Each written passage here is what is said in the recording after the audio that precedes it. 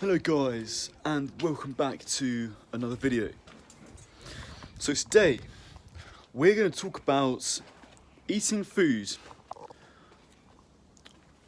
while you're looking at your phone, or the other way around.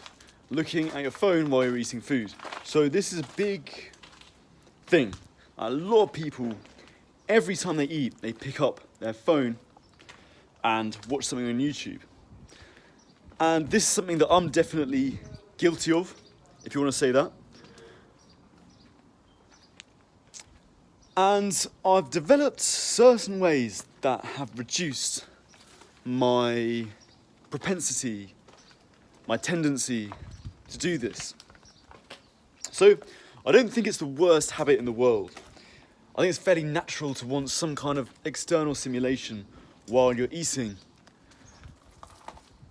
which we'll talk about when we get into the video at a later point.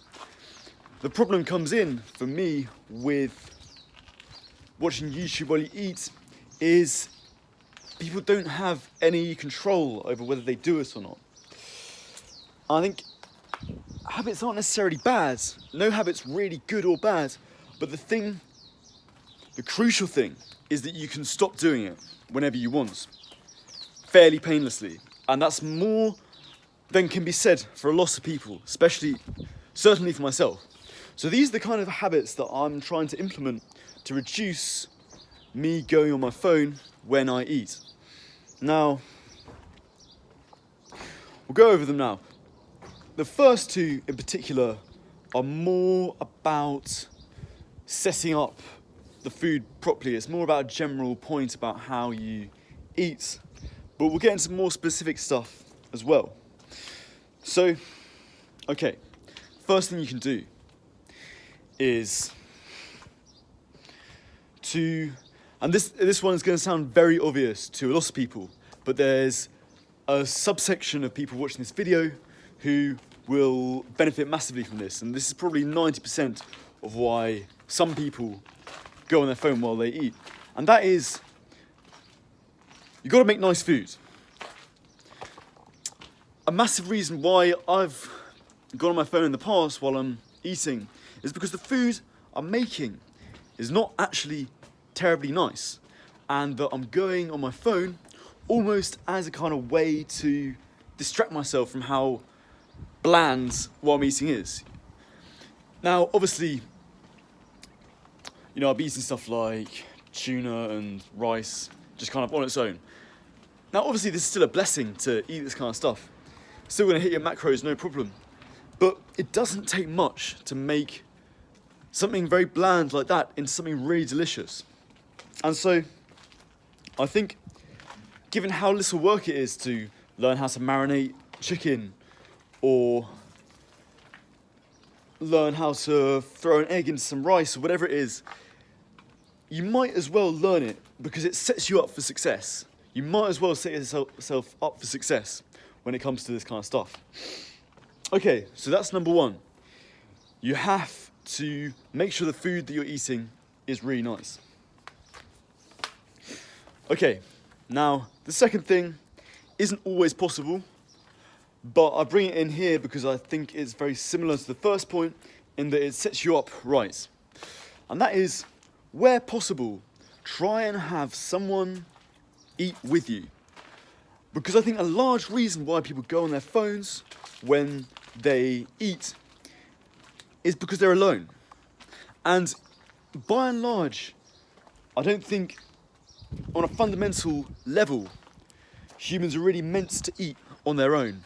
We're meant to eat together as a massive pack around a fire, cooking an elk that we just killed. That's how psychologically we're framed. Now, obviously, this isn't necessarily possible in the modern world to go to that extent, but I think, let's say you live in a house share, a flat share, whatever, just find one or two of your housemates that eat at a similar time to you and eat together.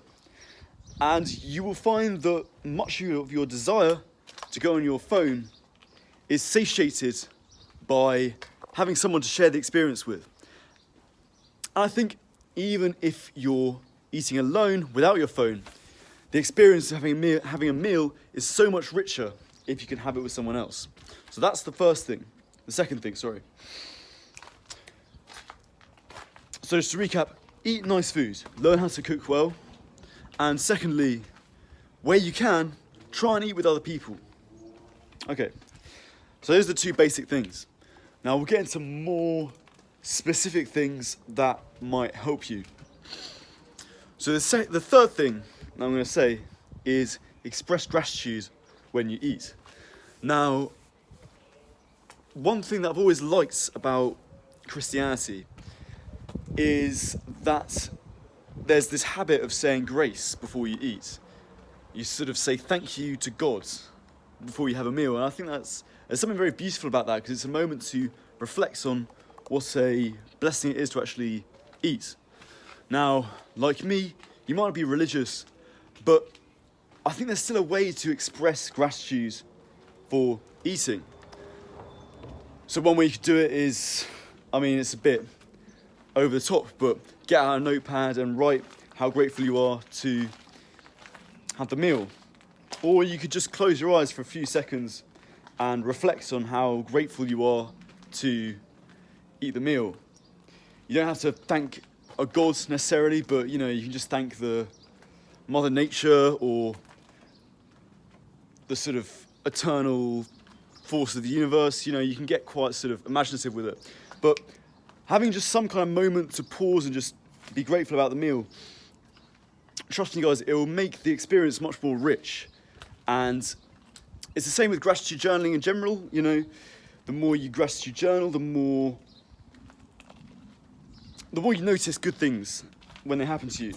And it's exactly the same with eating. It's just a great way to set off your meal for success. So I don't do this every time I eat, but on occasion I feel called to. And I just sort of close my eyes for a few minutes and say, I'm grateful for this meal, thank you so much. And then I eat, and it really helps, Might be a bit weird of a habit, but if you're really looking for stuff to make the meal more enjoyable, give it a go. And you'll find you're much more engaged in the meal you're eating, and therefore you're less likely to go on your phone. Okay, so that's number 3. Now the fourth thing, now for all these ones, I've kind of given quite a good explanation as to why I think these help. This one I'm not so sure about. Number 4 is to eat outside. Now this might sound really stupid. It's like, what difference is that going to make? But it's really weird. Whenever I eat outside, maybe it's the atmosphere of the fresh air. You're in touch with the weather in a way that you're not when you're inside. There's something so much more enjoyable about eating outside, and you just feel less pulled towards your phone for some reason. I guess in countries like Italy and Spain, there's a massive tradition of eating outside. Obviously where I live in the UK, it's very nice weather at the moment. But most of the year, it's not so nice to eat outside. However, I still find, even when the weather's not nice, if it's cloudy, provided it's not raining, even then, still eating outside is still pretty nice. It's really weird, I can't really explain it. Maybe you guys have some thoughts in the comments. Fuck knows. But anyway, give that a try. Just eat outside. And you'll find you're less drawn to look at your phone. So, those are how I go about reducing how much time I spend on my phone when I am eating.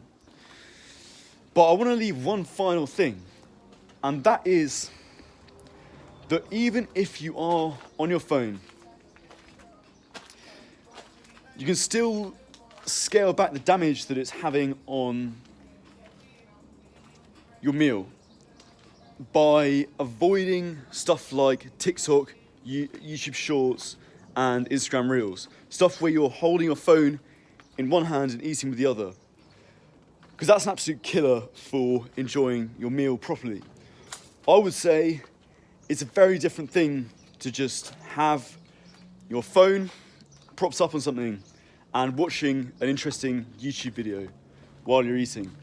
Still, obviously, it's good to be able to go without that as well, but I think that's quite a nice way to scale back a lot of what I think is wrong with going on your phone while you eat. So maybe give that a try.